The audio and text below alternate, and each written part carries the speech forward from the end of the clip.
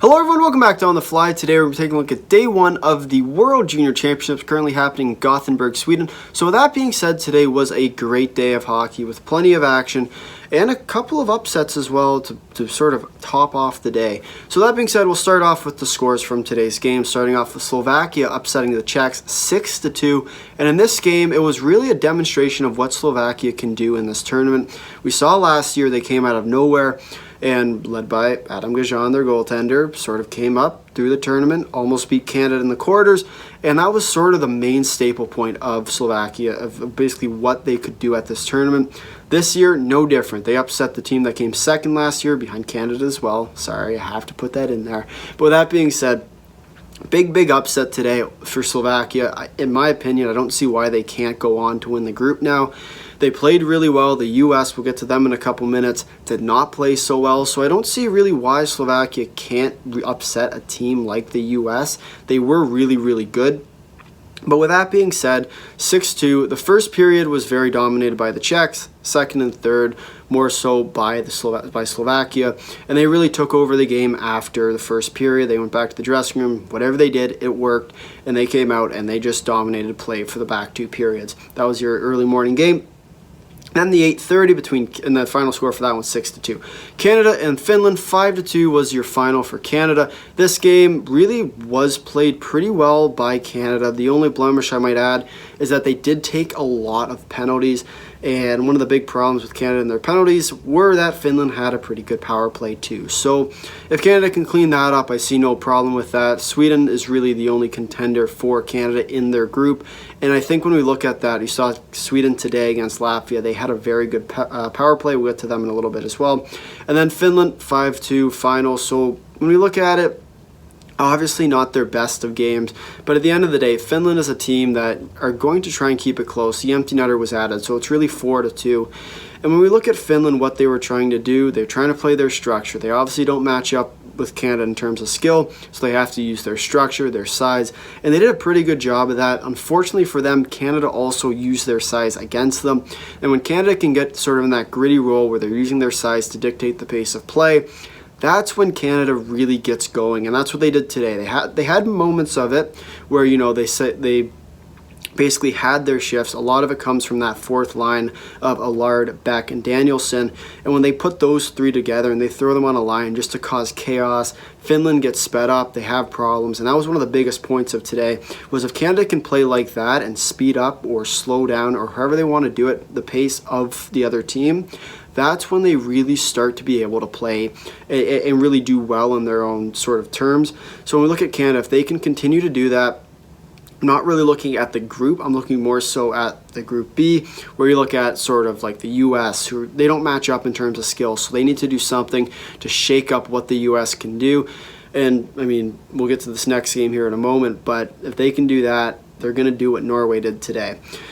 Speaking of Norway, let's talk about 30 minutes before a U.S. goal against Norway, shall we? Obviously, I'm a Canada fan, so I have to sort of state that I'm going to make fun of the U.S. for this, because it's Norway.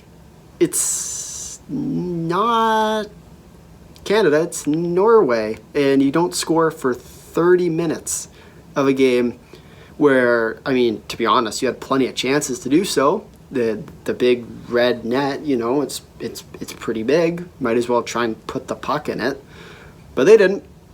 So anyway, that was basically the story of today's game. At no point was Norway really out of the game. I mean, obviously they knew they weren't going to win it coming in, but they put together a heck of a performance, almost really upsetting the Americans. And I mean, when we look at what the U.S. is supposed to be, they're supposed to be the best team on paper. They're supposed to be the best team at this tournament. They're supposed to be all these things. But the pressure got to them today, and they played pretty poorly, I think, in my opinion. Norway looked pretty quick. They played with pace. They played fast. They got in on the U.S. They pushed them around. Very similar to what Canada is supposed to do against them, where they speed up the pace of play. If you don't pass the puck, you're going to get hit. And that's really how Norway did what they did today. And if other teams can replicate that, just saying, the U.S. might have a problem here. And, I mean, the U.S. obviously is going to win this game. No, hands down.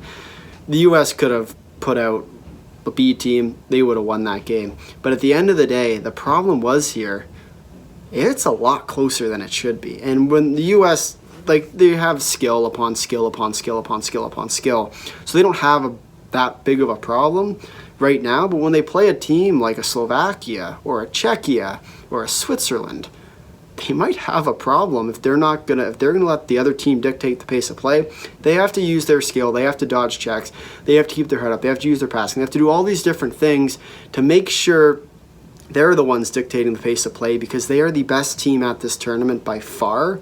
And if you can't figure out how to do that, it's going to be an early pack home. It's a long trip back from Sweden, I'll tell you that much. Have fun with the time change, because that one's a killer too. That being said, 4-1 your final. The U.S. did win today. And then the last game of the day, 6-0 for Sweden over Latvia. And this game, really not a great game. There was a 5-minute major at the start for Latvia, or for Sweden, took the penalty with Iihf Samuelsson going to the box. That one is likely going to end in a suspension. It was like one of those textbook hits, straight from behind, board, follow through, all those sort of criteria. I'd expect a 1 game. This video is coming out right after this game just ended about 5-10 minutes ago. So with that being said, that's the reason for the coming part. It's going to happen. I'm about 95% sure of it. But it is pretty similar to the Macklin Celebrini hit, so that's where that 5% comes in. I'm not 100% sure, just because who knows what's going to happen. But it's one of those textbook hits that you see is always a 1-game suspension after. The one redeeming factor for Sweden, and what might get him saved, is the fact that it was right at the start of the game. It was 15 or 25 seconds in. So Latvia really didn't get any chance to score out of it, because they didn't have the ability per se. They were just getting on the ice after a 45-minute intro. It was just not the right time for them to have that power play. They couldn't capitalize on it. And then from there on out, Sweden took over. 6-0 is your final. Sweden's power play also looked really, really good today. So other teams, Finland, Canada, Germany, whoever else, just be aware of that. Obviously, that's a big sort of problem if you are taking a lot of penalties. Canada. So just be careful with that. If they can sort of keep that down, I don't see why Sweden should, or if Canada should have a problem with Sweden. But overall, those are the scores from today's game. The news, Adam Jurček from the Czechs is injured. He came on, he got hurt, someone fell on his knee, he came back out. I assume they taped him up, they did whatever they had to do, someone fell on his knee again, and he was done. So I expect him to be gone. I don't want to speculate. I'm not a doctor, but at the same time, it's a lower body injury. I think it's his knee, somewhere in the leg. But at the same time, that is a big loss for the Czechs if he is out long term. Probably one of their better defensemen too. He's a younger guy, but he's one of their better defensemen. So big loss for the Czechs if he is out long term. Suspension coming for Iihf Samuelsson. We sort of talked about that. Good start for Canada today. They played well. They look good. Just got to stay out of the box and everything will be just fine. Slovakia is an early dark horse candidate without a doubt. They are a team that looked really, really good today. If they can keep that going against some of the other teams, especially the U.S., I don't see why they can't finish top of their group. The U.S. shaking rust. It's okay. Just the first game, right? So if they can figure out what they did wrong, fix it, they will be fine. I have no doubt the U.S. will come out in the next game and smoke, but we'll see if that's going to be the case. Obviously, they are a team that's having problems right now, so we'll see if they can figure it out. And lastly, Norway is here to stay. They looked really good today. They played with pace, they played fast, they played rough. Exactly what you need to be as an underskilled team. So we'll see if they can continue it. The biggest problem for them is their goal scoring ability. I saw it today. They really didn't have that many high quality chances. A lot of their shots came from the outside of the ice. If they can get that into the middle, have someone coming across, any sort of screen, anything in front of the net where it's a high quality chance, that's how Norway's going to be able to put pucks in the back of the net. And with that, we'll take a look at the standings from today. Canada, Sweden, both with 1 regulation win in first place with 3 points each. Germany hasn't played. Finland and Latvia both with 1 regulation loss, and they will be in 4th and 5th. Group B, Slovakia and the U.S. both with 1 regulation win, 3 points. Switzerland, 0, haven't played. And then Czechia and Norway both in last 4th and 5th place with 1 regulation loss. Taking a look at the upcoming games for tomorrow, December 27th, we have starting off at 6 a.m. We have Slovakia against the Swiss. That'll be a really good game, I think, depending on how Slovakia plays. If they play to their standard, it's not going to be a good game. They'll blow out the Swiss. But if they play any sort of thing else, those teams are always pretty evenly matched. So we'll see what they can come up with tomorrow.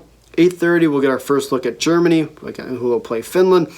I think Finland should be able to take that game pretty handedly, but we will see what Germany is able to put forth.